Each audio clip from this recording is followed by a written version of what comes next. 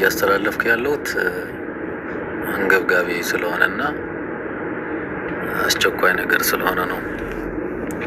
እባካችሁ ይህንን ድምጽ እየሰማችሁ ያላችሁ ሰዎች በሙሉ በቲክቶክ በዩቲዩብ እጅግ በጣም የሚወደው እንደ ነፍሱ የሚሳሳለት ጓደኛውን ፎቶ እየለጠፋችሁ ገዳዩ ይሄ ነው እያላችሁ ፕሊስ በሰው ህመም ላይ ሌላ ህመም አትጨምሩ። እባካችሁ ምንም የማታውቁት ነገር ላይ እንደዚህ አይነት ቅስም ሰባሪ ነገሮችን ደግማችሁ እንትን አታድርጉብን።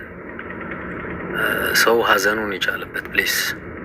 መስዋዕት የሆነለት ጓደኛውን ይሄ ነው ገዳይ እየተባለ በየፌስቡክ በየቲክቶክ በየዩቲዩብ ፎቶ ይለጥፋሉ። ሁሉም ነገር እናንተ የምታውቁት ነገር አይደለም። በሶሻል ሚዲያ ላይ በሴት ነው እንደዚህ ነው እንደዚህ ነው ሁሉም ነገር የሚወራው ውሸት ነው። ጉዳዩ የሳውዲ ፖሊስ የሳውዲ ደህንነቶች ይዘውታል፣ እየተከታተሉት ነው። ኦኬ ተረዳችሁኝ አይደለ? ህግ ይዞታል ጉዳዩ። በጸቡ ሰዓት ላይ ነበሩ የተባሉም የተያዙ ሰዎችም ስላሉ ህግ እየተከታተለው ነው። ጉዳዩ በህግ እጅ ተይዟል። ገዳዮች ደግሞ የሳውዲ ፖሊስ ተከታትሎ በቁጥጥር ስር ያውላል። ስለዚህ እሱን እኛ ህግ የያዘው ጉዳይ ስለሆነ እሱን እንትን እያልን ነው፣ እየተከታተልን ነው። የያዛቸውም ይዞ ምርመራውን እያደረገ ነው። ስለዚህ ፕሊስ የወዳጆቹን የጓደኛን ፎቶ እየለጠፋችሁ እንደዛ ማድረግ በጣም የእውነት ጥሩ አይደለም። እንደዚህ አይደረግም፣ ነውር ነው። ሰው ሌላ ሀዘኑ እንዳይችል እዚህ ደግሞ ሌላ እንትን ለዩቲዩብ ቪዲዮ ተብሎ ለምን ተብሎ የሌለን ነገር ከሌለ ጋር እያመጡ እዚህ እንትን ማለት አግባብ አይደለም። ፕሊስ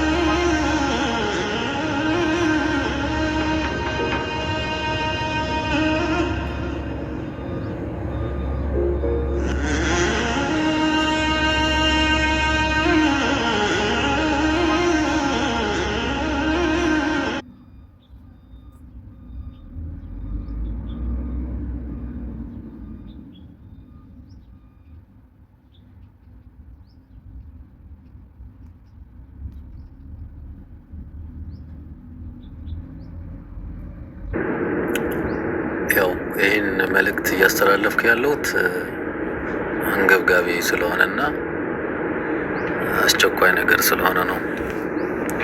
እባካችሁ ይህንን ድምጽ እየሰማችሁ ያላችሁ ሰዎች በሙሉ በቲክቶክ በዩቲዩብ እጅግ በጣም የሚወደው እንደ ነፍሱ የሚሳሳለት ጓደኛውን ፎቶ እየለጠፋችሁ ገዳዩ ይሄ ነው እያላችሁ ፕሊስ በሰው ህመም ላይ ሌላ ህመም አትጨምሩ ባካችሁ።